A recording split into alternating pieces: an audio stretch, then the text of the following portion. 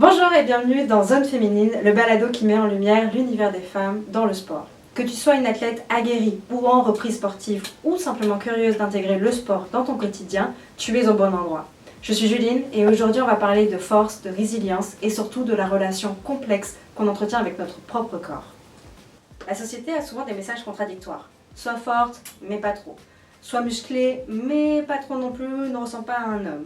Aujourd'hui, mon invitée a décidé de n'écouter qu'une seule voix, la sienne. Elle Gagnon, bodybuildeuse professionnelle depuis 15 ans, et elle a un parcours assez particulier et atypique. Elle a commencé de façon autodidacte, juste après avoir accouché et traversé un divorce. Aujourd'hui, on va démystifier ensemble la musculation au féminin. Bonjour Eve, et merci d'être dans la zone avec nous. Merci. Eve, ton histoire, elle est vraiment fascinante. Car tu n'as pas commencé la musculation dans le but de tout de suite rentrer en compétition. Tu as appris d'abord à rentrer au gym, à t'entraîner graduellement.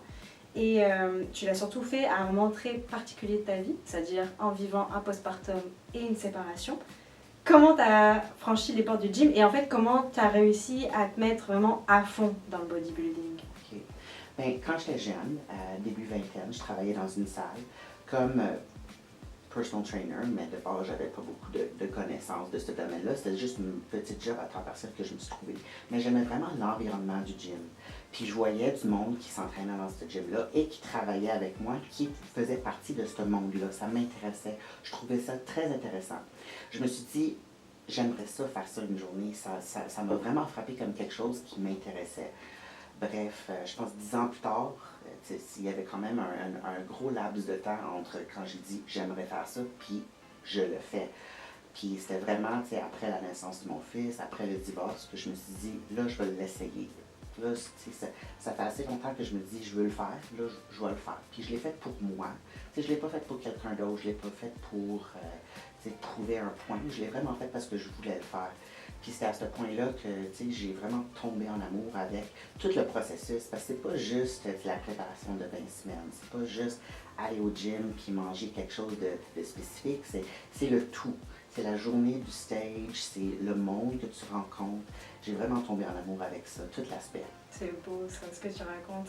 Et est-ce que le body t'a aussi aidé d'une certaine façon dans ta vie personnelle à régler des troubles alimentaires? Parce que c'est ce que tu nous avais confié un petit peu en aparté. Donc, comment ça s'est passé, cette relation-là de la nourriture? Est-ce qu'elle a changé? Est-ce qu'elle a évolué dans le bon sens? Raconte-nous. Oui, depuis, je pense, je veux dire 15, 16 ans, j'avais un trouble alimentaire. Puis c'était vraiment difficile et je pensais que je l'avais vraiment surmonté. Mais quand j'ai commencé le body, puis j'ai vu comment que ça fonctionne, pas la rigidité, mais la structure de nutrition et d'entraînement, ça m'a vraiment frappé comme quelque chose qui pourrait peut-être m'aider un peu plus à surmonter parce que j'avais encore des rechutes après la naissance de mon fils. Puis, en effet, au début de ma carrière de body, il y en avait encore des rechutes. Mais ce que j'ai remarqué, c'est que chaque fois que j'avais une rechute, je me sentais mal parce que je savais que ça n'allait pas aider mes progrès. Donc, au fur et à mesure, puis à travers les années de faire ce que je fais, j'ai commencé à réaliser que la nourriture, c'était important. C'était important pour mon corps, c'était important pour, cognitivement, c'était important pour voir le progrès que je voulais voir dans le sport, que j'ai réalisé que j'aimais, puis je voulais continuer. Puis de base, si je voulais continuer un sport comme ça, il fallait que je me regarde internement, puis je trouve la raison pourquoi ce trouble alimentaire-là ne voulait pas partir. So, avec les rechutes que j'ai avec les premières années de body, ça m'a pris un peu, mais j'ai réalisé que la structure du body, ça m'a vraiment aidé à surmonter ce problème. Et à comprendre que la nourriture, finalement, c'est ton carburant pour bâtir Exactement. l'objectif que tu voulais avoir aussi. Oui, puis je trouve ça un peu, ça me fait de la peine un petit peu quand je vois les femmes qui rentrent dans ce sport après un année, puis ils font une compétition, puis après ça, ils disent « ça m'a donné un trouble alimentaire ». C'est très mental, le sport qu'on fait. Ça a besoin de beaucoup de focus. De focus, mais tu as besoin d'être fort mentalement pour être capable de vraiment survivre ce sport-là. Donc, ça me fait de la peine qu'ils disent que le body, c'est négatif parce que ça leur donnait un trouble alimentaire. Moi, c'est complètement l'inverse. Moi, ça m'a aidé à surmonter mon trouble alimentaire parce que ça m'a donné les outils pour comprendre pourquoi J'avais ce trouble-là. j'avais ce trouble-là, puis pourquoi j'ai besoin de bien manger, de manger beaucoup et de pas avoir honte de manger ce que je mange, puis de pas avoir honte de le progrès de mon corps, pas avoir honte de le numéro sur la balance à tous les matins que je regarde, parce que ça c'est le pire, là, comme femme, quand on se met sur la balance, c'est pas facile mentalement. Donc, tu sais, ça me fait de la peine quand j'entends des femmes dire ça, parce que pour moi, c'est positif comme sport. Ben ouais, je suis d'accord avec toi, surtout que j'ai regardé là, hier soir en plus, par hasard, un documentaire de Arte qui justement voulait parler de 3 femmes, me semble, bodybuildeuses en Europe, donc une en France, une en Allemagne et une au Royaume-Uni. Et donc c'est 3 femmes, c'est ça.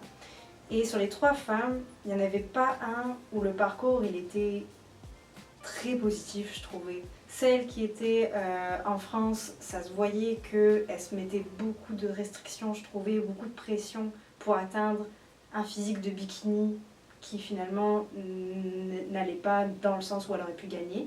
T'avais une autre femme au Royaume-Uni, elle avait 49 ans, ça faisait plus de 20 ans qu'elle faisait du sport, et puis elle expliquait que elle, ça l'avait aidée, mais l'angle de la manière dont c'était traité dans le documentaire, c'était vraiment pour dire regardez, elle est quand même abîmée, elle est vieillie, alors que non, elle est en santé, et puis même elle disait pourtant oralement, ça lui permettait de continuer à pouvoir faire soulever des charges lourdes, faire ses courses toute seule, ou même elle se voyait vraiment vivre beaucoup plus longtemps. Et je crois que même elle disait que sa ménopause n'était pas du tout ressentie alors qu'elle avait 49 ans. Donc, tu sais, il y a quand même vraiment un espèce de clash de ce que les gens qui ne sont pas dans le milieu, qui ne connaissent pas, ont déjà des a priori là-dessus. Ah oui, 100%. Et ça, c'est vraiment triste. Et d'ailleurs, par rapport à ça, j'imagine que tu as dû souvent entendre que tu ne correspondais pas aux standards féminins. Ça veut dire que tu n'es pas juste tonique, tu n'es pas juste dans la douceur, Oui. même si on l'est totalement en pratiquant de la musculation. Mais comment tu as réussi à déconstruire tout ce mythe-là de la féminité et de la douceur pour te sentir pleinement femme dans ce corps qui est, c'est sûr, hors norme pour d'autres personnes? Je pense que la chose la plus importante, c'est que moi ou qui que ce soit confortable avec eux-mêmes. Oui, il va y avoir du négatif partout, puis dans tous les domaines, dans toutes les choses que quelqu'un fait. Ça peut être un sport, ça peut être quelque chose de complètement différent. Surtout quand ça vient à la manière qu'on ressemble. Parce que veut pas, le monde va pouvoir dire quelque chose s'il doit. Dans la salle, c'est différent. Dans la salle, le monde qui sont dans le gym comprennent, sont comme « Wow, hey, je vois des progrès, t'as l'air tellement comme hot, c'est fantastique, continue, arrête pas. » Ça, c'est les deux, les femmes et les hommes. C'est très positif, mais c'est dès que tu sors de la salle d'entraînement. C'est dès que tu rentres dans le public, puis là, t'es anormal. Là, t'as pas l'air comme la personne, la femme surtout, normale. Puis pour moi, une femme normale, c'est surtout quand tu penses au body positive movement, tout le monde a le droit de l'air comme ce qu'eux ils veulent, en autant qu'ils sont confortables avec eux-mêmes. On ne devrait pas juger une autre personne juste parce qu'ils veulent avoir un look spécifique. Mais malheureusement, avec les médias sociaux, avec tout ce qu'on a dans notre monde, tout le monde a l'impression qu'ils peuvent juger quand ils veulent. C'est ça. Je pense que malheureusement, les commentaires les plus négatifs que j'ai eus de ma vie viennent du côté de ma famille. C'était pas quelque chose de facile à gérer, mais éventuellement, il fallait juste que je me dise, je comprends qu'ils ne vont pas m'accepter pour ce que je fais, mais moi, je suis confortable avec moi-même, puis moi, je veux faire ça. Puis à la fin de la journée, si ça veut dire qu'il faut que je mette un mur entre quelques personnes, c'est ça que je vais faire parce que moi j'aime moi-même, j'aime ce que je fais, j'aime mon look. Ça m'a pris des années puis des années d'entraînement fort, puis de rigidité, puis de structure. Je suis fière de ce que j'ai accompli. Puis je suis fière que je peux continuer à faire ce que je fais pour des années à suivre parce que je suis en santé. Je fais pas ça d'une manière irresponsable. On a des suivis avec des médecins, on fait des bilans sanguins aux 3 mois. le monde voit ça comme malsain, Mhm. mais moi, je connais des personnes de mon âge qui font jamais au docteur, qui font pas des prises sanguines, qui connaissent pas leur balance hormonale. Mhm. Pour moi, ça, c'est malsain. Mhm. Tu connais pas ton corps. Moi, je sais exactement comment mon corps fonctionne. Et tu sais comment il va partir si jamais Exactement. tu fais quoi que ce soit là-dessus. Oui. C'est ça qui est bien aussi, je trouve. Et puis, c'est ça aussi que je trouve ça fort parce que tu as décidé pour te protéger de mettre un mur, alors que ces personnes-là essayaient de comme te rallier sur leur point de vue à eux. C'est un Oui. peu ça, hein, parce que je le vis aussi des fois avec mes proches, là. Quand tu vas au repas de famille ou autre, puis ils disent mais pourquoi tu prends pas un verre d'alcool? Allez là, c'est bon, petit écart, ça va pas te faire de mal. Là, je suis comme non, ça m'intéresse pas de boire un verre d'alcool pour juste boire un verre d'alcool. L'alcool, c'est tellement une norme de la société. Oui. Pour moi, c'est extrême. Dès que j'ai arrêté de boire de l'alcool, qu'est-ce que je me sentais mieux. Oui, je te confirme. Juste le lendemain, puis comment tu te sens quand tu es fatigué. Moi, ça ne me tente pas de vivre ça. Non. J'ai des choses à faire. Je veux pas être sur mon canapé à journée longue à rien faire parce que j'ai bu la veille. C'est ça. Non. Puis je sais qu'est-ce que ça fait à mon corps. C'est un aspect négatif. Je suis déjà en train d'être structuré avec les types de nourriture que je mange. Je veux pas rajouter quelque chose de négatif dans mon corps. Qui va l'impacter hein, Exactement. et qui va en fait détruire tous les progrès que tu essayes de faire. Quoi. Donc c'est sûr que Oui, parce que dans le body, veut pas, on regarde à tout. On regarde à le système digestif, on regarde à le système hormonal, on regarde au sommeil. L'alcool, ça va affecter tout ça. Ouais, ça va tout toucher, c'est sûr. Surtout sur le sommeil, je crois, de ce que j'ai pu comprendre. Surtout sur le sommeil, oui. Donc en fait, pour tout ça, ça permet aussi de vieillir finalement en bonne santé. Donc si on enlève l'alcool, trop de sucre aussi, parce que ça aussi on peut en parler longtemps à mon avis, les produits ultra transformés et tout ça là, tout ça ça impacte là-dedans. Comment toi, sur 15 ans de pratique professionnelle, comment adaptes-tu ton entraînement aujourd'hui pour maintenir du coup ces entraînements-là ou aussi ta nutrition-là? Est-ce que tu parlais un petit peu de faire des suivis réguliers sur ton cycle hormonal par exemple? Est-ce que tu fais d'autres choses aussi en complément? En tant que suivi, donc on regarde à mes hormones, sur les hormones ménopause, surtout parce que là, dans mes quarantaines, veux pas, je suis là. Donc, mon estrogène, j'en avais plus, ma progestérone, j'en avais plus. Donc là, je suis supplémentée hormonale avec ma progestérone, mon DHEA et ma testostérone. Puis, c'est drôle parce que le monde des docteurs, ils regardent ça, puis je dis le monde des docteurs parce que mes parents sont docteurs. Puis ils regardent ça, puis ils pensent ça négatif. Comment ça? C'est ça que je comprends pas, attends. Puis exact, je comprends pas. Donc, puis je pense que c'est générationnel. Parce que leur génération, il n'y avait pas ça, le traitement hormonal avec la ménopause. Mais moi, l'ajout de la progestérone, l'amélioration que ça a fait sur mon sommeil, c'était jour et nuit. La testostérone sur mon humeur, comment j'étais moins fatiguée, surtout. Donc, pour moi, c'est vraiment important à mon âge, puis pour les femmes après 35 puis plus vieux, c'est important de garder ça comme ça coche, puis de regarder, faire des suivis, parce que veux pas, tu as besoin de tes hormones, puis dès 35 ans, tout commence à chuter. Ouais. Donc, si tu n'as pas ton estrogène, tu vas être affecté cognitivement. Toutes les hormones, ils ont un rôle dans ton système, puis à n'importe quel, ça peut être mâle, femme ou homme, dès que les hormones chutent, tout change. Puis il y a beaucoup de fois, les médecins vont prescrire un antidépresseur, mais de base, c'est pas ça, c'est des hormones qui sont en train de s'affaiblir. Exactement. C'est dommage, parce qu'il y a beaucoup de docteurs qui sont peut-être pas aptes à lire les données puis à comprendre. À se renouveler, à faire de la veille scientifique finalement. Voir comment la science évolue, parce que c'est ça, la science n'est pas figée puis ça bouge pas, c'est une constante évolution. Mais du coup, je trouve ça fou que tes parents, qui soient médecins, qui connaissent un peu le corps humain, puis du coup, ils aient du mal à te suivre dans ton beat de tous les jours, dans ton rythme de contrôle, de santé finalement. C'est quand même fort. Mais c'est pas la première fois que j'entends ça aussi, là. Il y a beaucoup de médecins...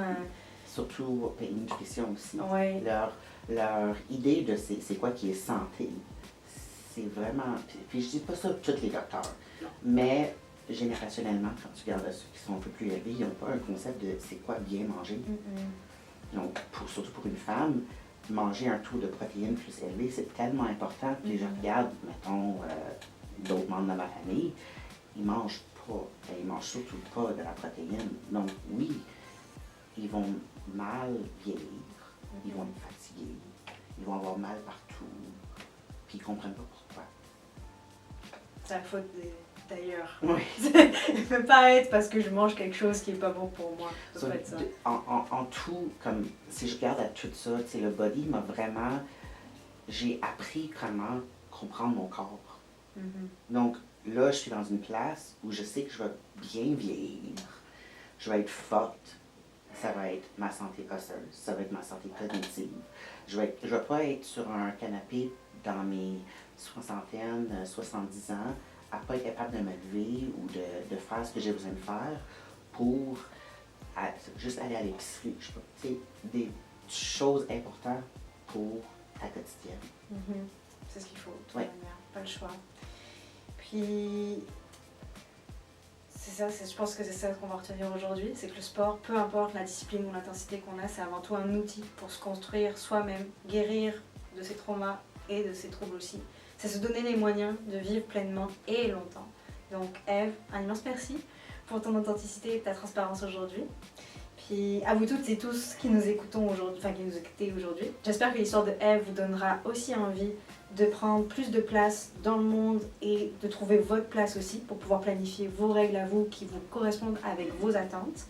N'hésitez pas à venir discuter avec moi directement sur mon compte Instagram, juline.michel. Puis merci d'avoir été dans la zone féminine. Et merci au Muscle Club de Sherbrooke de nous avoir prêté ce bureau afin de faire l'enregistrement du podcast. On se retrouve vendredi prochain pour notre prochaine invitée qui va être Marie, une bodybuildeuse elle aussi. Et elle va nous parler de la conciliation entre maternité et sport de haut niveau. Prenez soin de vous et bon entraînement. Merci.